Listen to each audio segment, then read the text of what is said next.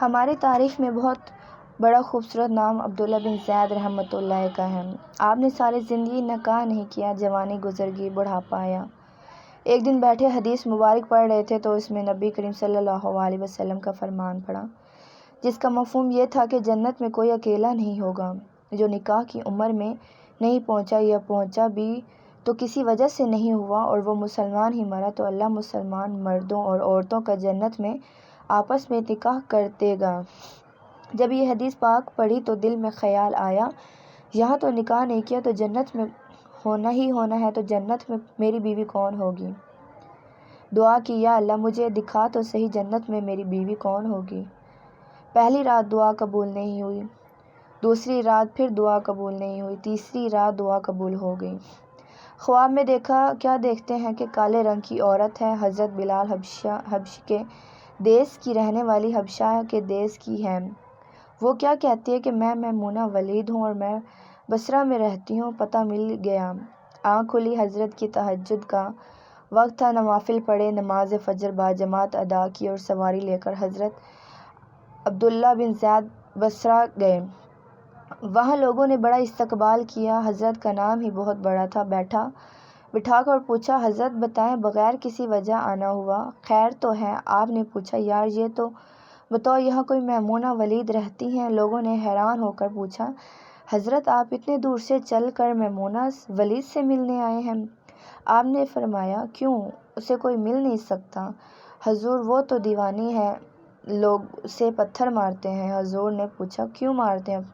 حضور کام ہی ایسے کرتی ہے، کوئی رو رہا ہو تو اسے دیکھ کر ہنسنے لگتی ہے اور کوئی ہنس رہا ہو تو اسے رونا شروع کر دیتی ہے۔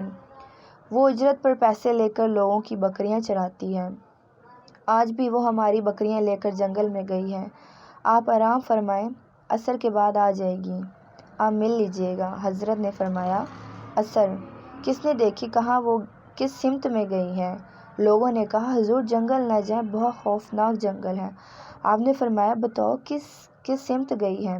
لوگوں نے بتایا۔ آپ فرماتے ہیں، میں نکل گیا۔ آپ فرماتے ہیں کہ جب میں جنگل میں گیا تو وہاں واقعی خوفناک جنگل تھا، جنگلی جانوروں کی بھرمار تھی، قدم قدم پر کوئی نہ کوئی چیز کھڑی ہے۔ آپ فرماتے ہیں کہ قربان جاؤں اس عورت کی مردانگی پر، وہ اس جنگل میں کس طرح بکریاں چرا رہی ہے۔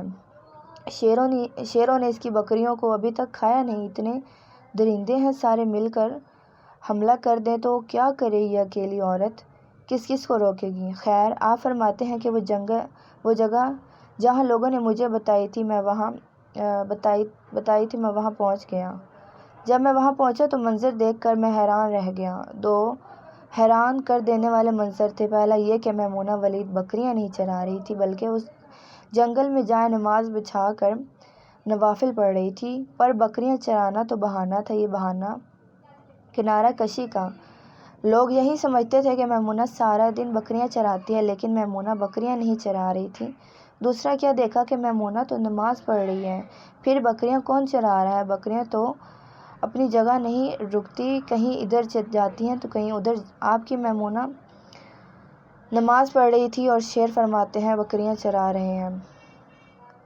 بکریاں چر رہی ہیں، شیر ان کے ارد گرد گھوم رہے ہیں۔ اگر کوئی بکری بھاگتی ہے، اس کی فطرت ہے شرارت کرنا، تو شیر اسے پکڑ کر واپس لے آتا، لیکن کہتا کچھ نہیں۔ آپ فرماتے ہیں کہ میں حیران و پریشان کھڑا تھا، یہ کیسے ہو گیا ہے، یہ فطرت کیسے بدل گئی؟ لوگ کہتے ہیں فطرت نہیں بدلتی، یہ شیروں اور بکریوں میں یاری کیسے ہو گئی؟ آپ فرماتے ہیں، میں دنگ حیران و پریشان کھڑا ہوں، مجھے نہیں پتا کہ کب میمونہ ولید نے نماز ختم کر دی اور مجھے مخاطب کر کے کہتی کہ اے عبداللہ، ملنے کا وعدہ تو جنت میں تھا، آپ یہاں آ گئے۔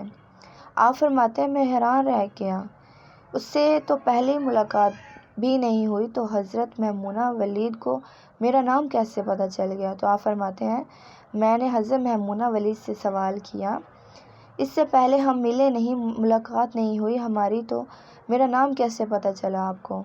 تو جواب کیا، حضرت میمونہ ولید فرماتی ہیں کہ اللہ نے رات کو تجھے میرے خواب میرے بارے میں عبداللہ جس میں بتایا کہ اسی اللہ نے مجھے آپ کے بارے میں بتایا کہ آپ فرماتے ہیں جس چیز نے مجھے سب سے زیادہ حیران کیا وہ یہ تھا کہ فطرت کیسے رخ بدلتی ہے۔ میں نے حضرت میمونہ ولی سے پوچھا، آپ یہ تو بتاؤ، شیروں نے بکریوں کے ساتھ یاری کیسے کر لی؟